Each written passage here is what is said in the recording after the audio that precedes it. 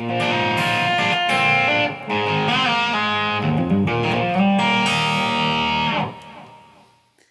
Carl Culpepper here. In this video, I wanted to talk about a topic that I get asked about on occasion, and that is the subject of endorsements and artist support, that sort of thing. So, relationships with manufacturers.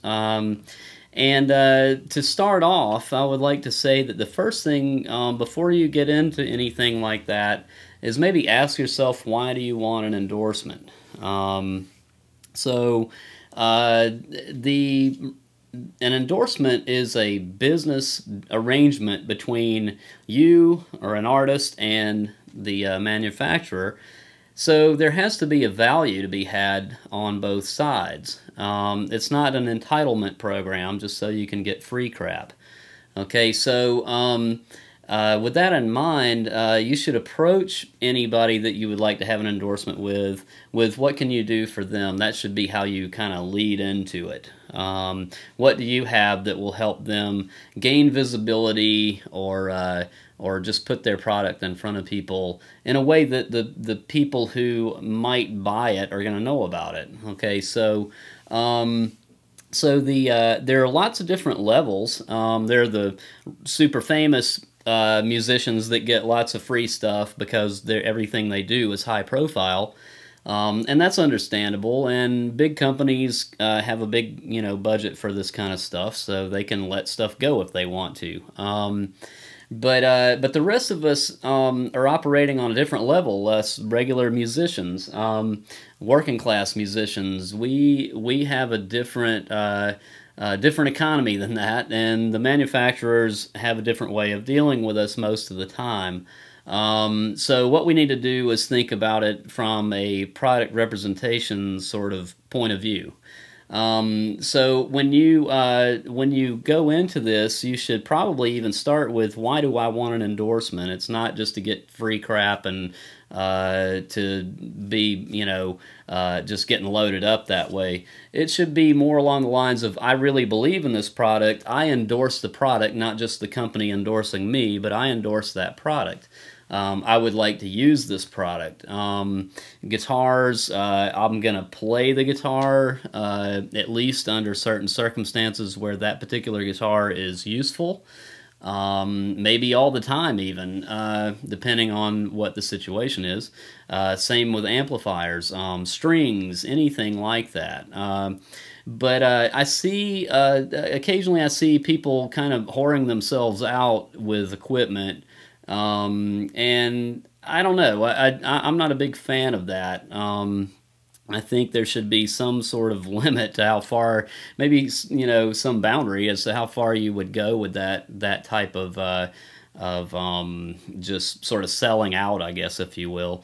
But if you really believe in a product, then by all means you should just check and see. It never hurts to ask. So contact the representative from that company that deals with the artists. Every company of size will generally have somebody like that. Smaller companies, you may even deal directly with owners. But under any circumstances, what can you do for them? And then you can get creative about what they might be able to do for you. Now, bigger companies sometimes can give you something. I had this particular PV guitar. I had that type of relationship with them for a short-term commitment, endorsement type thing, with a signed contract and everything. So this guitar was provided to me based upon that written agreement. That agreement did come by way of some very friendly people and some kind help. So the representative for this area in Atlanta he's a really amazing guy and very helpful, and he felt that I had something that would make that a beneficial arrangement, I guess. So now what I had at that time for this particular deal was that I was teaching at a music school that has a lot of up and coming aspiring professional musicians. So those are people who are like absolutely potential customers for the product. So that's captive audience.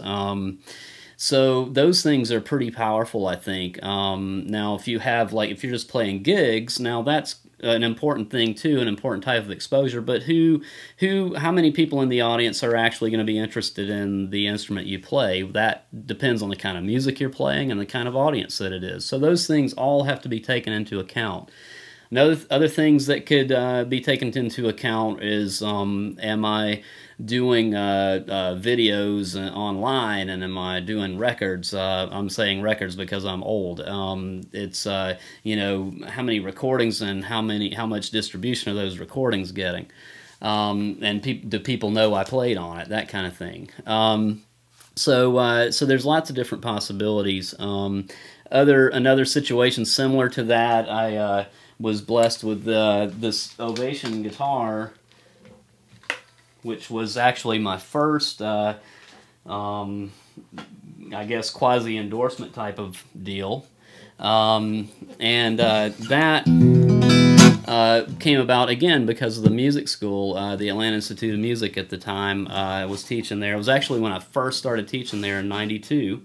And myself and one other teacher, we were recommended as potential clinicians for Ovation through the representative in this area, and they liked us both, so they took us both on for that.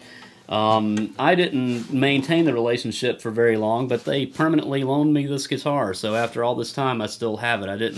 They didn't technically give it to me, but they have never asked for it back, and it's been quite a long time now. That was in '92. So great guitar. I picked out what I wanted. They sent it to me.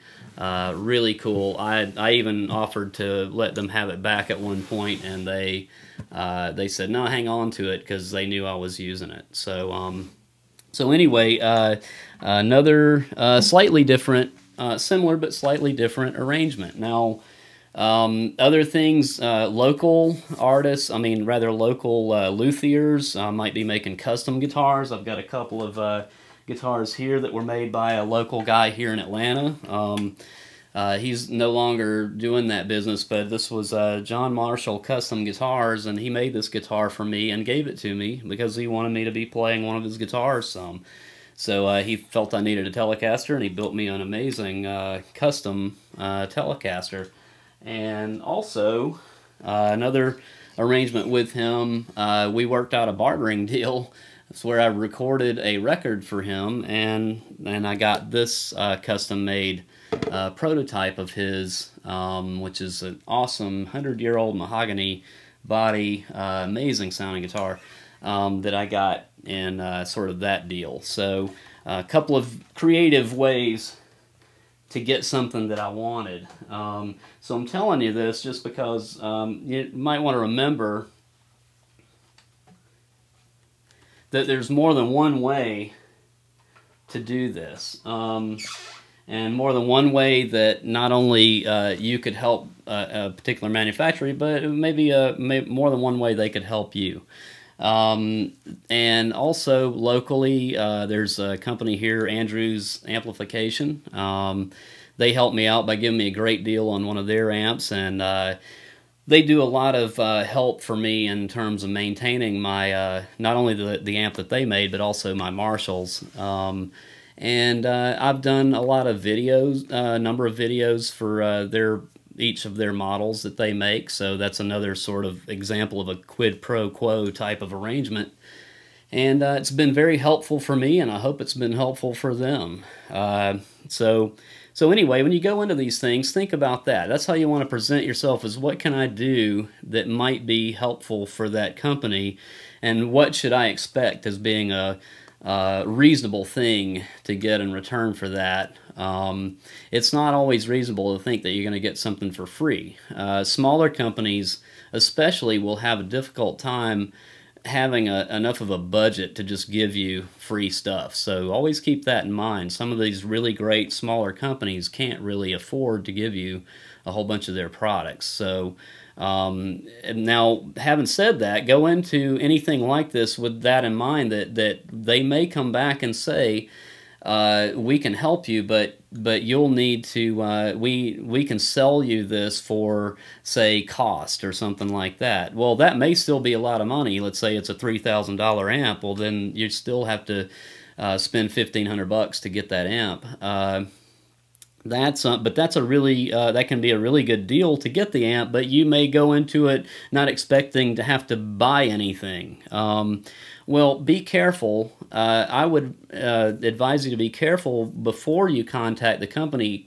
Be prepared that they may say that, because if then you turn it down, it can look a little bad, because then it looks like, well, that guy was just trying to get something for free, and that may linger around with the guy that you talk to, and it may not look good for any future involvement with that company. So always be prepared for something like that, so that you don't come off as somebody who just came with their hand out. And even if you don't get the full deal that you would like to get, there's still potential for something cool in the future with that company. Now, I have a similar type of arrangement for a string endorsement with Kurt Mangan, where they don't give me strings, but I get a nice direct discount, and they promote me on their page. There's a page with my picture and so forth, links to my sites and things like that. So those are things that you may not get free product, but you should also be thinking in terms of maybe getting some exposure. Can this company that I'm approaching, would they be willing to put me on their website? Can my name and that product be together if that lends credibility in either direction? Those are important things. So there's lots of different types of value to consider, not just can I get a free guitar. So now I sometimes things you get more than you expected. So I contacted, after being a long-time user of DiMarzio pickups, I contacted them years ago, and they have been remarkably helpful for me, and they've put, not only did I didn't even expect to get my name on anything or use anything of mine or whatever, but they've used some of my clips to promote a few pickup models. They put my name in the list with all the artists. It's printed just as large as Steve Vai or Paul Gilbert or whatever. So it really that's really awesome when a company does something like that for you. And hopefully I've been able to help them in that. A lot of my students, even just random people on the internet, have contacted me about my tone and about the pickups that I use, and I've been able to point them directly to certain models, and I'm pretty knowledgeable about a lot of the models that DiMarzio makes. So I hope to have been of benefit to them, not just somebody that they risk something on. So anyway, sometimes a company might do more for you than you expect. Sometimes it's not so much. So there have been times when I got some help and a company told me to keep it a secret. I'm not sure why they helped me, to be honest. Obviously I won't say who any of those companies were, but yeah, that kind of weirded me out a little bit. I was glad to get those examples. It was a discounted rate on something, and I was glad for that. But I felt a little bit odd about it, and it didn't make me feel real great about continuing to deal with those companies. So anyway, for me, exposure is a really important part of that arrangement with a company. So maybe keep that in mind. Now, what if they say no? I'm not going to lie to you. I asked Marshall to if there anything we could do, because I love those amps. That's my favorite sound. But you know, at the level of exposure I can give to the product, I mean, what can I do that they're not already doing? I mean, everybody already associates that amp with everything about rock pretty much. So I wasn't of you know, any benefit to them, and they told me that. They were honest about it, and I don't hold that against them. So I would you know, ask you to think that way too. If you ask a company that you really admire their product and maybe you like the company in general, but they tell you no, try not to take it as a personal thing. It's just a business situation. So sometimes you may not have what they're needing, but in the future you might. So if I remember correctly, the email that I got back from the Marshall representative that I talked to it said that at this time there's nothing we can really do.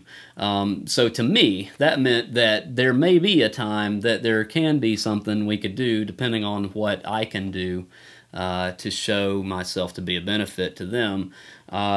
But even if I never do, you know, I've already made up my mind about Marshall amps. That's my favorite amp in the world, so they don't ever have to give me anything. I'll gladly buy them. When I can scrape up the money, I always want to buy another one. So I would hope that you would approach companies that you feel pretty strongly about like that. And that way, if you get turned down, that's fine. You can try again later if you handle it in a way that they won't mind hearing from you in the future. It can be good to try to make contacts at trade shows. That's another way to present yourself. Now that I'm just thinking about it randomly. So not a bad idea to go to the NAMM show or whatever, but realize when you go to a show like that, there's so much going on, and a lot of these people have so much business that they're doing that they're probably not going to remember a whole lot about dealing with you, so you'll have to follow up. And you know, you want to be persistent, but also it's not a good idea to irritate people either, so try to be as respectful as possible when you deal with these people, because realize that a lot of people are asking something of these people all the time. So anyway, those are some thoughts that I just had on the topic. I thought maybe it could be helpful to somebody out there that may have maybe turned this over in their mind. You don't have to be a famous rock star to get an endorsement. And there are lots of different levels of endorsement and artist support arrangements that can be had. And there's so many possibilities that no two even are really that much alike. You can get creative with how you might think you could be beneficial and how that might benefit you, and what the arrangement might be between you and any particular company that you're interested in. It's always worth checking it out. But always try to conduct yourself in a good business-like manner, and I think you'll find that there's a lot of possibilities out there. So I'm hoping for the best for you, and if you like this video and you'd like to hear me yammer on more about topics like this, hit like and subscribe, and please feel free to ask or tell me any topics you'd like for me to talk about on here. And I'm going to intend to do more of these vlog-style videos on this channel. And if you have any comments, or maybe you've got a unique experience you'd like to share regarding this particular topic of endorsements and so forth, please leave a message, a comment in the comment section. And again, I hope to be helpful to you, and I hope to help you on future topics. So tune in again, and again, hit like and subscribe, and I hope we can do more business in the future. So thanks, and I'll see you soon.